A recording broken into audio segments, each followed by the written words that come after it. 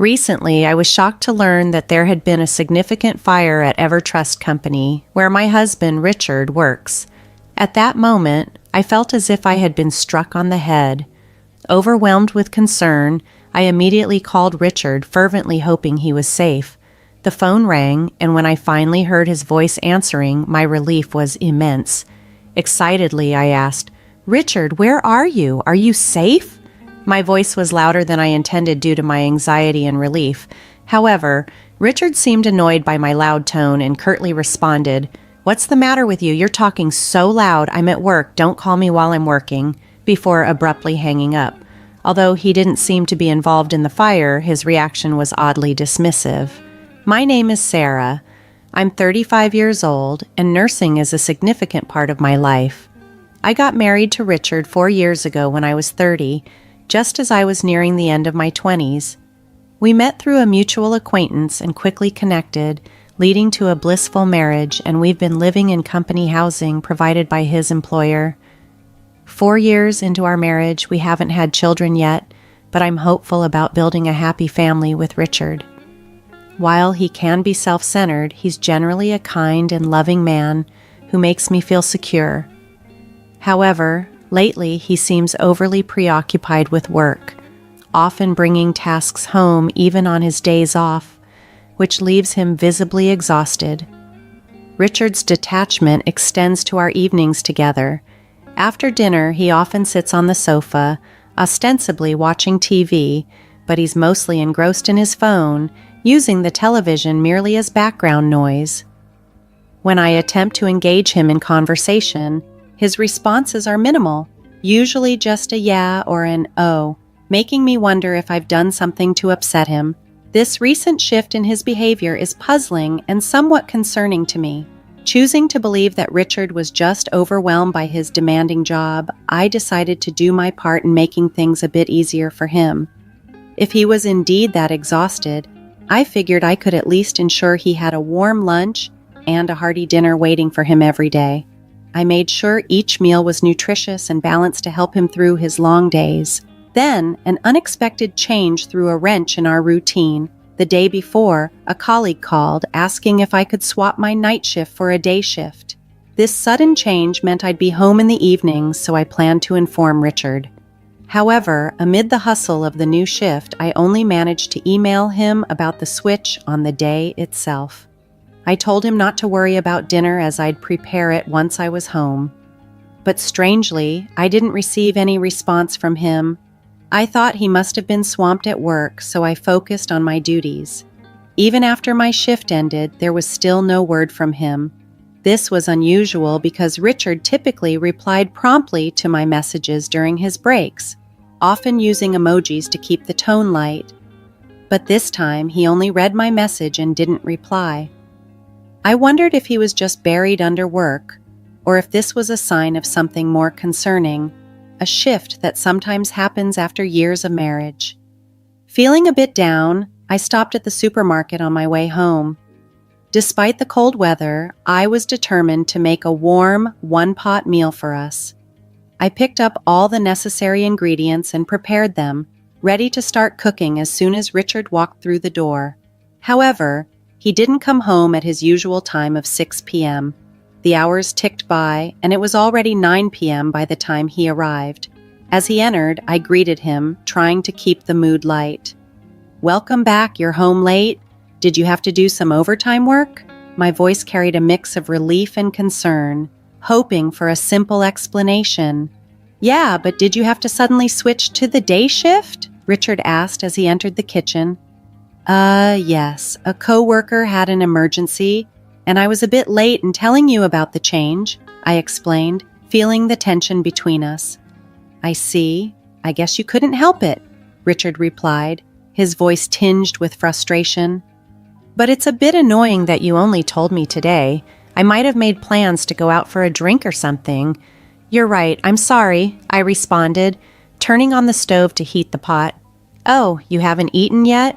Richard noticed the setup. "No, I thought I'd wait for you," I said, hoping he'd appreciate the gesture.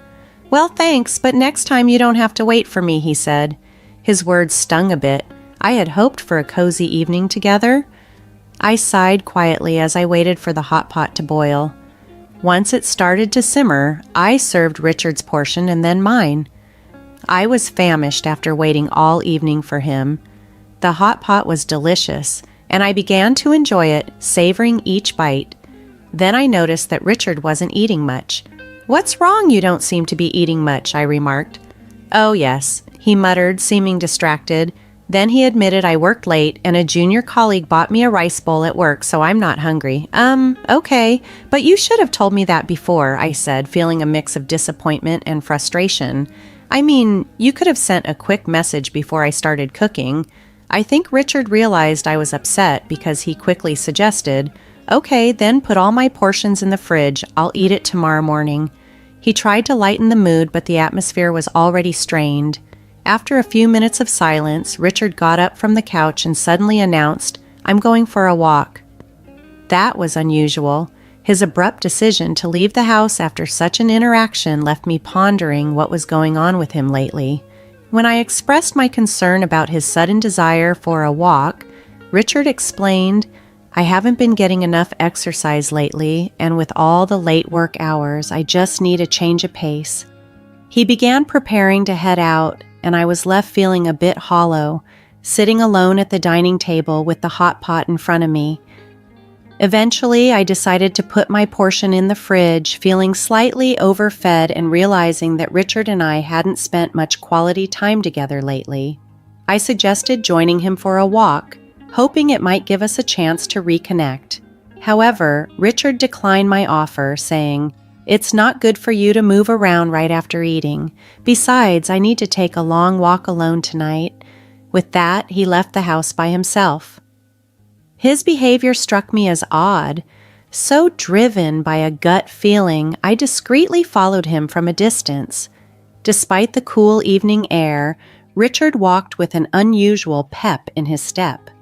He eventually stopped near a park, quite a distance from our home. There, he seemed to be waiting for someone, frequently checking his phone. A few minutes later, a car pulled up. Richard walked over and began chatting casually with the driver. Curiosity got the better of me, and I moved closer to get a better look. Through the car window, I could see a woman with long curly hair and shiny lipstick, laughing joyfully as Richard climbed into the passenger seat. The sight was a punch to the gut. I couldn't help but think he was having an affair. Just as I was processing the scene, the car drove off with them. I stood there, stunned, trying to make sense of what I had just witnessed. Not long after, Richard texted me, claiming he had unexpectedly run into an acquaintance and would be home late. His explanation felt far too convenient, and deep down, I knew something wasn't right. The trust I had in him was shaken as I struggled to grasp the reality of the situation. He had told me he wasn't hungry because he had already eaten, yet it was past 3 a.m. when my husband finally came home. He didn't even realize I was awake as he stumbled in, seeming tipsy, and headed straight to the kitchen for a glass of water. Since that night, he often stayed late at work, especially when I was on the day shift. Synchronizing our days off had always been a challenge, but now it felt nearly impossible. Recently, he was not only working late, but also on his supposed days off. I couldn't shake the suspicion that he might be meeting the woman I had seen with him that night. Driven by doubt, I went online to look for detective agencies. After some searching, I submitted an investigation request to the most reputable one I could find. I felt guilty for going behind his back, but I reasoned that if the investigation cleared him, I could fully trust him again. Waiting for the results of the investigation was excruciating. My husband was as reserved as ever, and every time I looked at him, the image of that woman haunted me. I was desperate for clarity. Then, an unexpected event happened. It was a busy Saturday at the hospital where I worked the day shift. My husband was supposedly working on his day off. As I focused on my tasks, trying not to dwell on my personal issues, the distant sound of fire truck sirens caught my attention. The noise grew louder and more urgent, and soon it wasn't just one fire truck but several speeding by. A sense of unease crept over me, turning into worry as two of my colleagues returned to the ward with grave expressions. They were discussing the emergency, a large fire nearby. "You mean the fire?" I asked, trying to catch up with their conversation. "Yes, that's right," they confirmed. It was a major fire at EverTrust Company. At that moment, the shock hit me like a physical blow. EverTrust Company was where my husband worked. The distress of the situation overwhelmed me as I considered the danger he might be in. Learning that the fire was at EverTrust Company where my husband worked filled me with an immediate sense of dread. I quickly explained the situation to my colleagues and rushed to call Richard, hoping against hope that he was safe. Despite the recent tension between us, I never failed to see him off each morning as he left for work. With a heavy heart, I dialed his number, praying fervently that he had not been caught in the blaze. The phone rang, and soon Richard's voice came through, a sound that momentarily lifted my spirits. "Hello, Richard, are you safe?" I asked, my voice louder than intended in my relief. But instead of reassurance, his response was curt and irritated.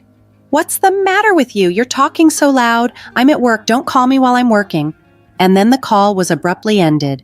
Confusion and anger started to set in. There was a massive fire with fire trucks dispatched to the scene. It was impossible for him to be working normally under those circumstances. His cold demeanor and strange response made me wonder if he had even gone to work or if something else was going on. As my worry for his safety turned into suspicion about his fidelity, I couldn't help but think about all the mornings I had seen him off. Was he using that time to meet someone else? By the time I reached home, my mind was made up. I needed to leave and start afresh. As I began packing my belongings, I checked the mailbox and found that the results from the detective agency had arrived. It seemed timely to take these with me as I left the house that no longer felt like a home. My parents came over to help me pack, and I arranged for a moving contractor to expedite the process. Amid the packing, it dawned on me that Richard was probably unaware that I knew the truth about his affairs, and it was likely he was with his lover at that very moment. I packed up my furniture and the appliances that had been with me since my single days. The room quickly emptied, becoming a shell of the home it once was. As I stood there looking around at the nearly empty space, I realized how much I had changed and how much I needed to move on from this chapter of my life. I had grown completely detached from the life I once had in that house. With resolve, I moved my belongings to my parents' house and began searching for a new place to live on my own. The next day, my husband finally reached out, his voice filled with confusion and annoyance. "Hey, what's going on? Most of your stuff is gone." "I've moved out," I replied calmly. "What the hell were you thinking? When are you coming back? What about my food? What about the house chores?" His questions were all too telling, focusing solely on what I did for him. Hearing his words, I was stunned but not entirely surprised. "Is that all you think about when it comes to me?" I asked, the disappointment heavy in my voice. Our conversation brought back the memory of the fire at his company, a day he was supposedly caught up at the office, yet he seemed too carefree considering the circumstances. "Why don't you find another woman to handle all that?" I challenged, unable to keep my composure. "What are you talking about?" he replied, genuinely confused. "You were with a woman named Kelly today, weren't you?" "Huh? What are you talking about? I was working at the office." "Oh, at the office? How long did you work today?" I pressed, my suspicion growing. "It was a busy day. Even though I was supposed to be off, I worked until late in the evening," he claimed. "That's why I was so surprised that you moved out," he added, trying to sound bewildered by my actions. "Why don't you stop lying already?" I countered sharply. "You lied about going to work, right?" "I wasn't lying. I was working. What's going on?" His voice wavered between frustration and confusion. "How can you work until the evening when there was a fire at your office during the day? When I called you, several fire trucks had been dispatched to your company. They were there to put out a fire that broke out at your office. That's why I called you. I wanted to know if you were okay. You told me not to call you when you're at work, acting as if there was no fire. His silence following my words spoke volumes, confirming my doubts as the reality of the situation sunk in deeper. The conversation laid bare the fissures in our relationship, making the distance between us more palpable than ever. After uncovering the truth about the affair through a detective agency, I held irrefutable evidence that left no room for my husband to deny his actions. I informed him sternly, "There's no way for you to get away with this. From now on, you'll need to communicate through my lawyer." As expected, he pleaded for forgiveness, repeatedly apologizing for his betrayal. However, my feelings for him had long since faded. "I'm sorry, but there's no way to fix this. I'm hanging up now," I said, cutting off any further attempts for reconciliation. I promptly met with my lawyer, demanding a divorce and alimony. The proceedings moved swiftly. With the solid evidence at hand, the divorce was finalized, and he, along with his accomplice from work, a junior colleague, was ordered to pay a significant amount in alimony. The affair had not only personal repercussions, but professional ones as well. Once the news of their relationship spread throughout the company, particularly under the dramatic circumstances of the fire at the workplace, it sparked widespread disdain among their peers. Both my husband and his affair partner found themselves receiving cold stares and harsh judgments from colleagues, a social penalty for their actions which seemed to deeply embarrass them. Meanwhile, I moved into a new apartment and began embracing my independence. The stability of my nursing career gave me the comfort to take things slowly without rushing into another relationship. I was enjoying my newfound solitude, appreciating the peace that came with it. Finding out about my husband's affair, especially during the chaos of the fire at his company, felt like a harsh twist of fate. Yet, in a way, it expedited the inevitable. His actions deserved the consequences they brought. Now, as I settled into my single life, I looked forward to the possibility of meeting someone genuine in the future, but with no hurry, enjoying each moment of my life as it came.